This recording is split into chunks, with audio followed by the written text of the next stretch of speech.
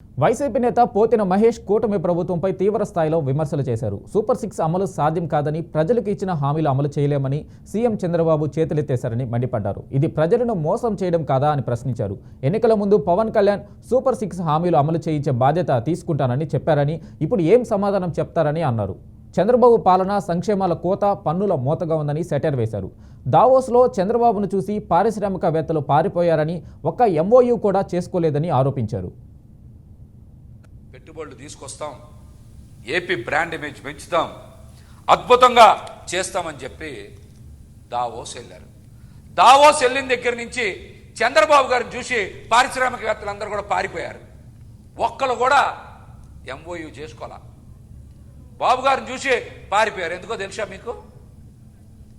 ఈయన సినిమా యాక్టర్లకు ఒత్తాసు పలికి దొంగ కేసులు పెట్టి పారిశ్రామికవేత్తల్ని వేధిస్తాన్నారు అని పారిశ్రామికవేత్తలు ఎవరు కూడా చంద్రబాబు గారి ముఖం చూడలా, పారిపోయారు అందరూ కూడా.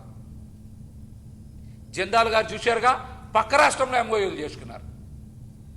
మిట్టల్ గారు ఎంఓయూ చేసుకుంటున్నారు 3 రోజులు అని చెప్పారు. ఆయన కూడా ఏపీ ముఖం చూడలా. మిట్టల్ గారు కూడా ఏపీ ముఖం చూడలా. దావోస్ మొదటి రోజు అయితే తెలంగాణ ముఖ్యమంత్రి రేవంత్ రెడ్డి గారితో కలిసి బ్రహ్మాండమైన ఫోటోలు, బాబు గారి ఫోటోలు, రేవంత్ రెడ్డి గారి ఫోటోలు బ్రహ్మాండంగా చూపించారు అందరికీ.